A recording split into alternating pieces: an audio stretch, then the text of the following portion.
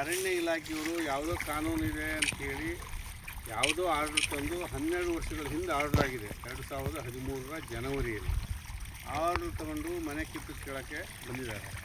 ಅರಣ್ಯದಿಂದ ಒಕ್ಕಲೆ ಬರ್ತೀವಿ ಅಂತೇಳಿ ಬಂದಿದ್ದರು. ಅವತ್ತು ನಮ್ಮ ಗಮನಕ್ಕೆ ಬಂದಾಗ ನಮ್ಮ ಪಾರ್ಟಿ ಮುಖಂಡರುಗಳಿಗೆ ಹೇಳಿದ್ವಿ. ಅವತ್ತು ನಮ್ಮ ತಾಲೂಕ್ ಪಂಚಾಯತಿ ಮಾಜಿ ಅಧ್ಯಕ್ಷರು ನಮ್ಮ DC ಲಕ್ಷ್ಮೀನಾರಾಯಣವರು, ಚಂದ್ರಹಾಸ ಮತ್ತು ಈ ಲೋಕಲ್ ನಮ್ಮ ಪಾರ್ಶ್ವನಾಥ್ ಇವರೆಲ್ಲ ಸ್ನೇಹಿತರಿಗೆ ಹೇಳಿದ್ವಿ ಕೂಡಲೇ ಹೋಗಿ ಅಂತ. ಕೊನೆಗೆ ಅವ್ರ ಹತ್ತಿರ ಮಲ್ಲಿಕಾರ್ಜುನ ಅವ್ರಿಗೂ ಹೇಳಿದ್ರು, ನಾನು ಹೇಳಿದೆ ಹೋಗಿ ಬನ್ನಿ ಕೂಡಲೇ ಅಂತ. ನಾನು ಬೆಂಗಳೂರಿನಲ್ಲಿದ್ದೆ. ಅವತ್ತು ಬಂದು ಅವತ್ತು ಬೀಳಿಸ್ಲಿಕ್ಕೆ ಬಂದಂಥ ಅರಣ್ಯ ಇಲಾಖೆಯವ್ರನ್ನ ತಡೆದು ಕಾನೂನು ರೀತಿಯಲ್ಲಿ ಅವ್ರನ್ನ ವಾಪಸ್ ಕಳಿಸಿದ್ದಾರೆ. ಈ ಭೂಮಿ ತಲತಲಾಂತರದಿಂದ ಮಾಡ್ಕೊಂಡು ಬಂದಿದ್ದಾರೆ. ಫಲವತ್ತಾದ ಭೂಮಿ. ಈಗ ನೀವು ನೋಡಿದ್ದೀರಿ, ನಾನು ನೋಡಿದೆ. ಇಷ್ಟ ಹಳೆಯ ಅಡಿಕೆ ತೋಟಗಳಿದೆ. ಭತ್ತ ಕೂಡ ಕೊಯ್ಲಾಗಿಲ್ಲ, ಇನ್ನು ಭತ್ತ ಕೊಯ್ಯೋದಿದೆ. ಹೀಗೆ ಮನೆ ಕಟ್ಕೊಂಡಿದ್ದಾರೆ, ತೆಂಗಿನ ಮರ ಕಟ್ಕೊಂಡಿದ್ದಾರೆ, ಅಡಿಕೆ ಮರ ಕಟ್ಟಿದ್ದಾರೆ. ಇವ್ರದ್ದೇ ಭೂಮಿ ಅದು. ಕಾನೂನಿನಲ್ಲಿ ದಾಖಲೆ ಸರಿ ಇಲ್ಲ ಅಂತೇಳಿ ಇವ್ರನ್ನ ಒಕ್ಕಲಿಸೋದು ಸರಿಯಲ್ಲ. ಇದನ್ನು ರಾಜ್ಯ ಮಟ್ಟದಲ್ಲೂ ನಾವು ಪ್ರತಿಭಟಿಸ್ತೇವೆ. ನಮ್ಮ ಪಕ್ಷವೂ ಕೂಡ ಇದನ್ನು ಪ್ರತಿಭಟಿಸಿದ್ರೆ ಯಾವುದೇ ರೈತರನ್ನ ಒಕ್ಕಲೆಬ್ಬಿಸಬಾರ್ದು ಅಂತ ಹೇಳ್ತಾ ಕಾನೂನುಗಳನ್ನ ಮುಂದೆ ತರ್ತಾರೆ. ಇವ್ರದ್ದು ಅರಣ್ಯ ಹಕ್ಕು ಕಾಯ್ದೆಯಲ್ಲಿ ಅರ್ಜಿ ಇದೆ. FRA ಫಾರೆಸ್ಟ್ ರೈಟ್ ಆ್ಯಕ್ಟ್ ಅಂತೇಳಿ FRA ಇದೆ. ಅದಾದ ಮೇಲೆ ಇವರು ಕಂದಾಯ ಕಟ್ಟಿದ್ದಾರೆ. ನೋಡಿ, ಇವ್ರು ಇಲ್ಲೇ ಹುಟ್ಟಿ ಬೆಳೆದವರು. ಇವರಿಗೆ ರೇಷನ್ ಕಾರ್ಡ್ ಇದೆ, ಇವರಿಗೆ ವೋಟರ್ ID ಇದೆ, ಆಧಾರ್ ಕಾರ್ಡ್ ಇದೆ, ವಿದ್ಯುತ್ ಕೊಟ್ಟಿದ್ದೀವಿ, ರಸ್ತೆ ಕೊಟ್ಟಿದ್ದೀವಿ. ಈ ಊರಿಗೆ ಎಷ್ಟು ಸಾಧ್ಯ ಅಷ್ಟು ರಸ್ತೆ ಕೊಟ್ಟಿದ್ದೀವಿ. ಹೀಗೆ ನಾವು ಆಡಳಿತ ಮಾಡೋರು ಇವ್ರನ್ನ ಈಗ ಗುರುತಿಸಿದ್ದೇವೆ.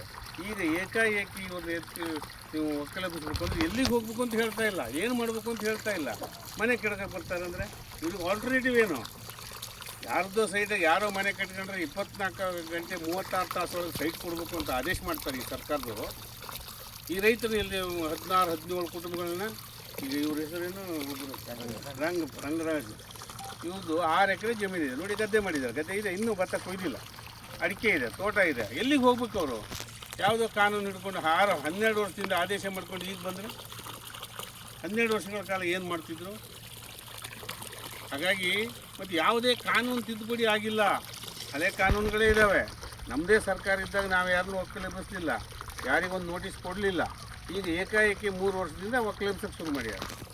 ಈ ರಾಜ್ಯ ಸರ್ಕಾರ ಕಾರಣ, ಈಗಿನ ಶಾಸಕರ ಕಾರಣ, ಈಗಿನ ಜಿಲ್ಲಾ ಉಸ್ತುವಾರಿ ಸಚಿವರು ತಾಕತ್ತಿಲ್ಲ ಅಧಿಕಾರಿಗಳನ್ನ ಕಂಟ್ರೋಲ್ ಮಾಡೋದಕ್ಕೆ.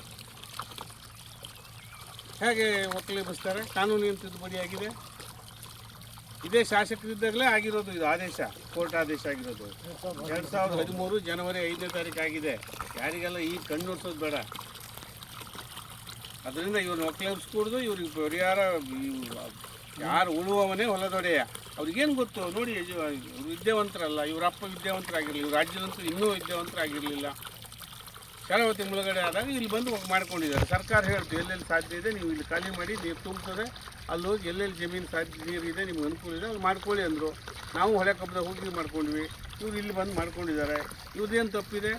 ಉಳುವವನೇ ಹೊಲದೊಡೆ. ಇವ್ರಿಗೇನು ಗೊತ್ತಿದೆ? ಇದು ಅರಣ್ಯ ಭೂಮಿ, ಅರಣ್ಯದಲ್ಲಿ state forest, minor forest, wild life ಅಂತ ಗೊತ್ತಿಲ್ಲ. ಗೋಮಾಳ, ಗ್ರಾಮ ಠಾಣ, ರೆವಿನ್ಯೂ ಅಂತ ಗೊತ್ತಿಲ್ಲ. ಮಾಡ್ಕೊಂಡಿದ್ದಾರೆ ಆ ಕಾಲದಿಂದ. ಉಳುವವನೇ ಹೊಲದೊಡೆ. ಮತ್ತು ಏನಾದರೂ ಅರ್ಥ? ನಾವು ಉಳ್ತಾ ಇದ್ದಾರೆ, ಅವರೇ ಓನರು. ಮತ್ತು ಉಳಿದಿದ್ದೆಲ್ಲ ಆಮೇಲೆ ನೋಡೋಣ. ಇದನ್ನು ಸುಪ್ರೀಂ ಕೋರ್ಟ್ವರೆಗೂ ನಾವು ತೊಗೊಂಡು